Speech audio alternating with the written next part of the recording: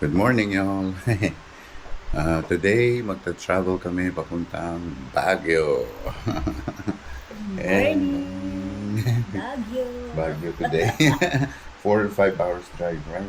Yeah. Mhm. All right, ready na kami.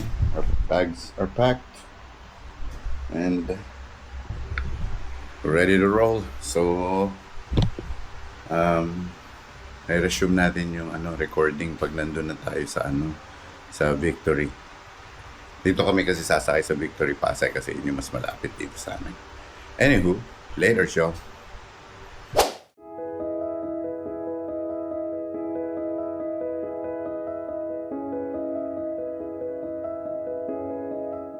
Good morning y'all. So nakarating na kami dito sa Victory Liner Terminal sa Pasay City. Ayan sila. Start yung mga bus mag-line up. Yung binook namin is Royal Class, yung bus sleeper bus. Mag-a-announce na lang daw dun sa lounge kung ready na mag-board. Si Isay nandun sa loob. So, sabi ko saglit lang lalabas lang kung magre-record lang ako. So ayan, yun yung ganap dito. Pumupwesto na yung mga buses. Merong isang first class yata nalabas na na 5 o'clock din yung departure. Ayan. Yung bus namin wala pa parang siguro poporma pa yun dun sa parang boarding area. Anyway, Joe, mamaya recording ulit pagka paalis na kami. Okay, dokes. Later, Joe. Gusto ko like capture tong isang bus na papaalis. I think yung regular. Ay, yung isa siguro yun yung first class yung nasa likod. Yung sasakyan natin yung Royal Class. Bali yung sleeper bus. Baka nire-ready pa nila. Tinuloy ko lang kasi gusto ko makita niyo yung mga buses na paparating saka yung mga papalis na hindi ko lang. Ito yata papuntang Olongapo po yan. Ito, magbo-board na kami. Papuntang sa bus namin.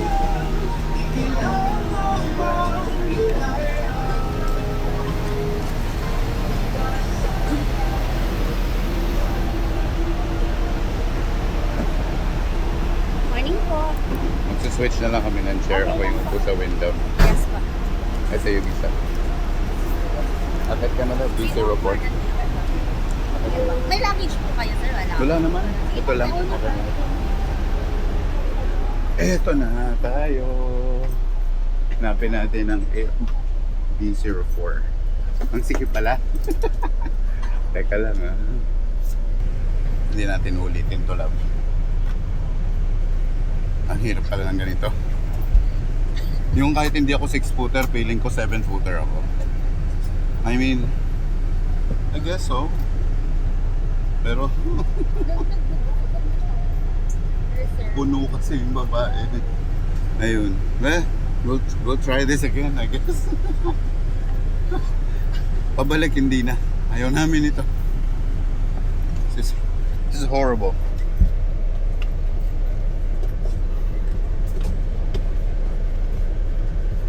Yun. Ayun, nahulog pa. Diba? May pahulog pa siya. Sige. Anyways, ko-continue ko yung recording a little bit because this is really uncomfortable. Ayun. Later siya. Pause lang, pause. Yan. Medyo nakasettle down na kami. I mean, I don't know. Hindi ko na ito ulit gagawin. Okay siya kung sa okay, kaso when you have bags like this na baka ibaba ko na lang to dun sabihin ko dun sa attendant na ilagay na lang dun sa likod para comfortable ako dito, but I mean wala namang nasisira dito or anything sa backpack. We'll see. Yan, yung ibang passenger sa labas hinihintay yung nila, yung bus nila. We are here again sa Victor Liner Pasay. 5:15, magde-depart na tayo. So bits and pieces, magre-record ako doon para ma-document natin yung trip natin all the way to Baguio. Depart na kami, nandito pa rin kami sa Pasay. Sabi nung bus attendant, 4 to 5 hours daw yung travel time. So, magre-record kami along the way. Ayan si Isay. Ayan siya. Ayan. Magre-record kami along the way. Lalo na excited ako kasi hindi pa ako nakakamunta ng Baguio. So, we will see. Time check is 5:26 a.m. Ganito nang kabisi ang mga students, workers, and nature. This is how it is in Manila, yo. If you're watching from other countries, US or any other countries, this is what it looks like early during the day, early in the morning. People wake up, start hustling already. And yung that's the LRT right there. Anyways, y'all, I'll resume the recording mamayang konti. Nag-depart na kami. So, according to the plan, dadating doon ng mga 10:30 to 11. And I think meron kaming isang stopover somewhere. Hindi lang ako sure kung saan. We'll see you later, Manila.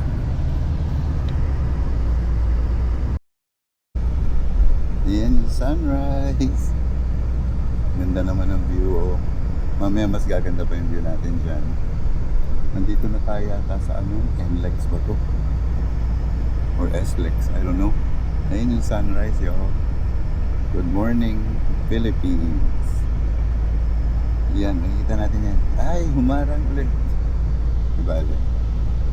Dito na tayo sa super highway.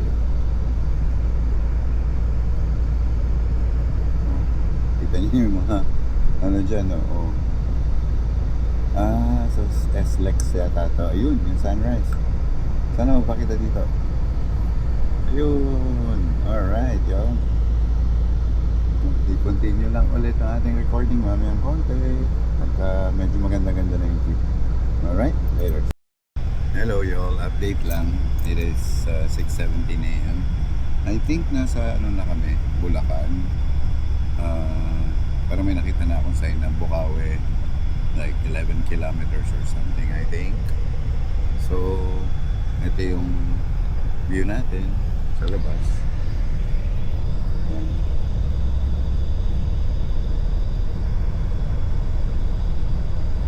First time ko ito magta-travel ng bus papuntang north. Lalong-lalo na first time kong pupunta ng Baguio. Excited ako kasi I get to do this with Isay. Si Isay natutulog na dun sa kabila. Ito yung view, ganda. Excited ako. First time to go to Baguio, first time riding a bus going north. Kasi naalala ko when I was younger, yung mga trips namin going north to Nueva Ecija, meron kaming sasakyan. Sasakyan na uncle namin nung nag-van sila. So, yun yung ginagamit namin pag travel kami ng Nueva Ecija. Kaya ngayon, medyo different. Victory Liner Royal Class Sleeper Bus. Medyo inaantok na rin ako. So, magta-try ako mag-sleep. Pag hindi, ang ganda kasi ng mga view kaya parang hirap matulog. Anywho,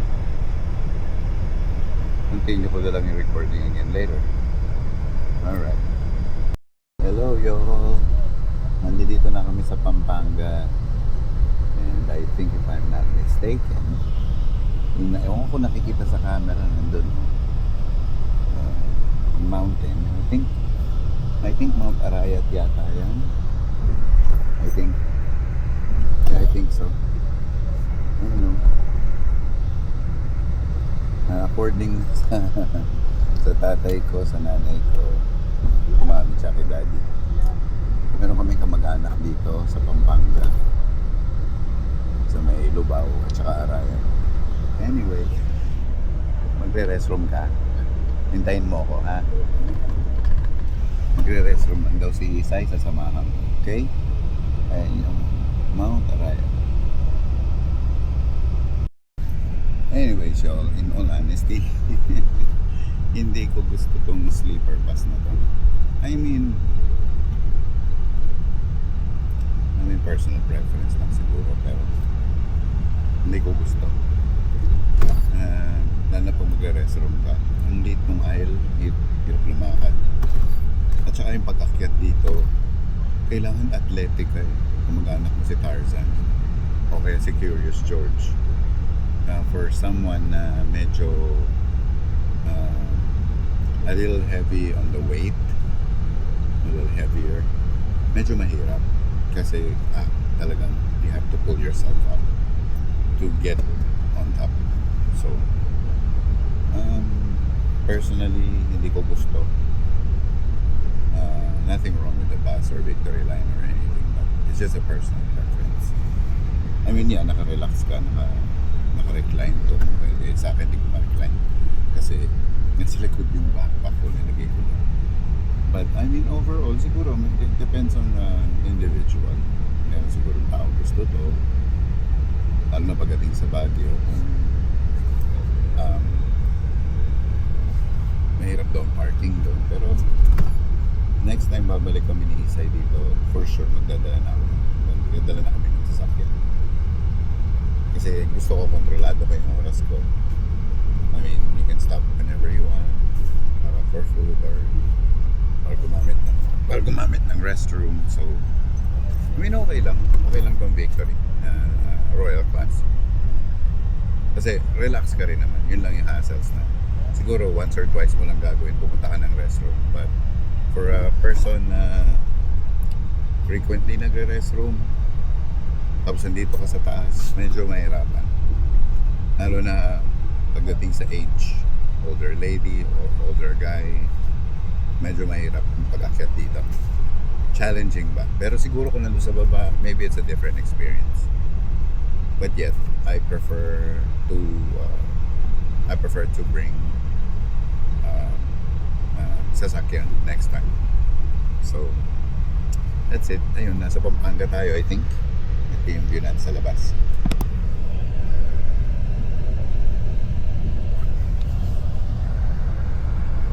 Ganda. Provincial. Yun yung gusto ko. Na pa nag-long drive. Si Daddy. Gusto ito ni Daddy. Ang hilig-hilig ni Daddy na mag-long drive. Gusto niya yung mga views. Kaya every time nag-long drive ako, lagi ko siya naaalala. He passed away last year, March. Kaya ngayon na nag-long drive kami siya, agad yung naaalala ko. Kasi after he passed, normally kami ng mga girls, take kami ng trip sa Texas. Long drive. Pero this time, this past few months, wala kami. Ngayon lang ulit ako, ganito ng long drive. Anyways, nabanggit ko lang yung kay Daddy. Ayun, so, continue recording namin ang konti ulit. I don't know where we are now. Hindi ko kasi familiar. But as far as I think nasa Pampanga kami.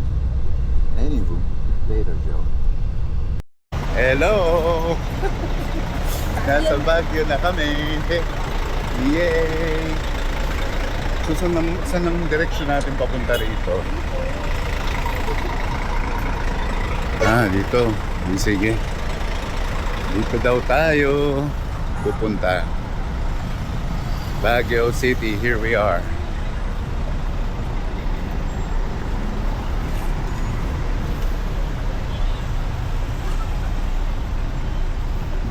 May tayo dyan.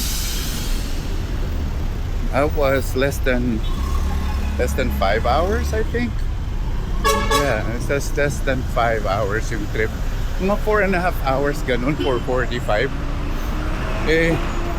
Nagugutom na kami. So,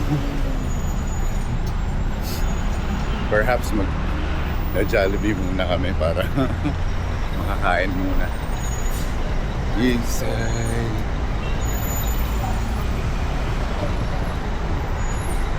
Tawid daw tayo, tawid. Jollibee.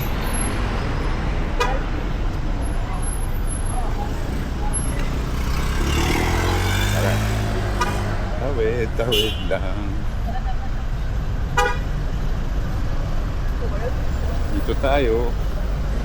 Malamig-lamig ang weather, but it's nice. I like it. Cold weather, I like it.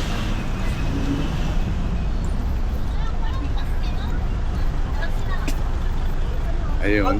So, nakarating din safely. Thank you, Lord. Thank you for getting us here safely. For now, kakain muna kami. Alright, y'all. Continue namin recording in a little bit. Later, y'all. Hello, y'all. Nandito kami sa SM kasi mamaya pa mag-open yung yung check-in namin 2 o'clock sa Hotel Venice. So, pumunta muna kaming SM. Naglibot-libot muna saglit. And ito yung view namin. Tignan nyo yung view. University of the Cordillera. It's one of the famous And I can live here. school here. Especially the weather. The weather. I bet the weather. Anyways, mag-order lang kami ng coffee kasi feeling namin mag-coffee kasi para sa kanila malamig na to eh. You know, para sa akin summertime to eh.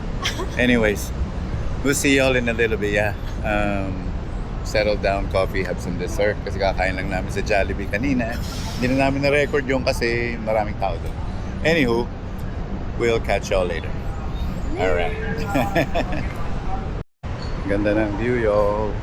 I think Session Road ata yung baba doon. May mga kainan dun sa baba.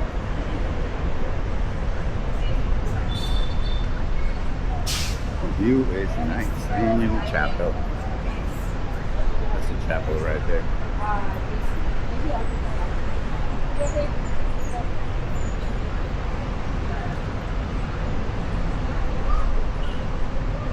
It's a nice view.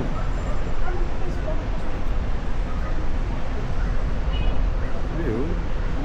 Ganda yung weather. I like the weather here. I think this is the only place in the Philippines that the weather and I agree together at the same time. I enjoy this weather. Very comfortable. Maybe higher 60s, lower 70s. Later on, mag-explore kami ni Isay. Walk around. Enjoy the weather, y'all. I mean, I think this is the best weather in the Philippines. So meron pang cold, yung mga Banawe, ganun malamig din. This one here is perfect for me. Nag-agree ako dito sa weather. Alright, y'all. So ko lang pakita sa inyo yung view from SM City, Baguio. Kikill na lang kami ng time. Later, y'all. Hello, y'all. Nagtambay muna kami dito sa SM as usual. Kanina ka pa na sa recording na ito. So, nagkikill lang kami ng time kasi 2 o'clock pa yung check-in namin. Kaya, nag-hangout muna kami dito sa Mary Grace.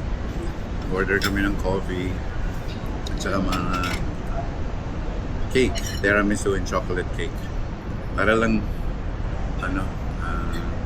pang-kill ng time. This is my kind of weather. Ito lang yata yung weather sa Pilipinas, makasundo ko. I mean, tamang-tama yung weather na sa, I think, higher 70s. 78 degrees compared to Texas. Mga ganito, 78 degrees doon.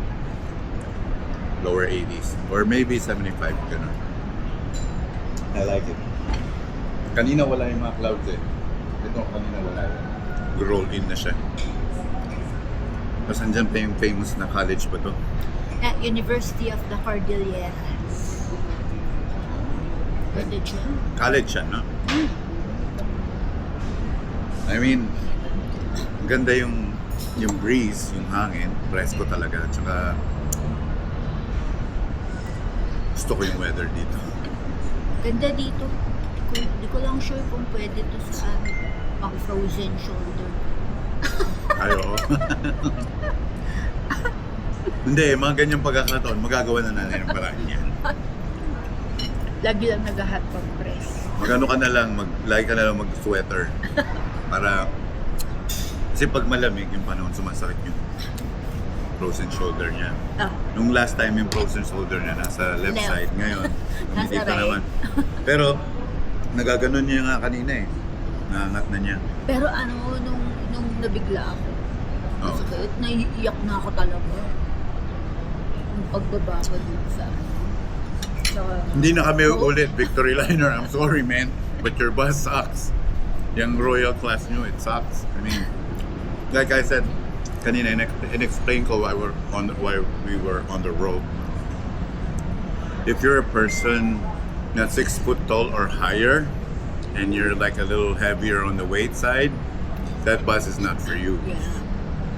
Even though dun ka sa bottom, doesn't matter. Kasi you're like cramped up. Maliit lang yung space niya. Yeah. I mean, you can stretch your legs. I'm 5'7", pero pag stretch ko yung legs ko, almost nandun na sa dulo. Hindi rin siya ideal for family. Yeah, hindi siya pwedeng my kids. I mean, if your kids don't mind, Yeah.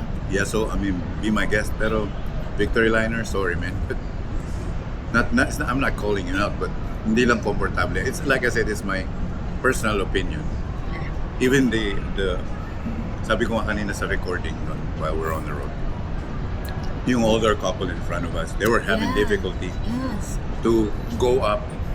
And then even nung nasa baba yung the old, and hindi man old no, but Yeah, I mean I think middle. she's in her 60s or Yeah. something, middle 60s. She was having a hard time to get out from the bottom. So bottom line, kailangan kamag-anak niyo si Tarzan, si Curious George, at saka athletic kayo Yes. para ayun, alam niyo, at saka hindi kayo dapat over 6 foot tall. Otherwise, that bus is not for you. Yes. Again, thank you for keeping us safe, Victory Liner. Hindi ito sponsored, but Yeah. thank you, even though, thank you pa din. Yeah. Safe and sound kami nakarating din sa Baguio. Till then, yun nga, inintay lang namin yung check-in sa Venice. And maganda, meron silang stewardess. Every now and then, nag-check siya. Chine-check niya yung yung Does she? mga...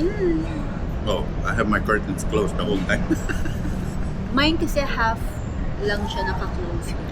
You didn't close it all the way. Yeah. Okay. Yeah, merong attendant. So, Every now and again, nag-check siya. Chine-check niya yung mga passengers.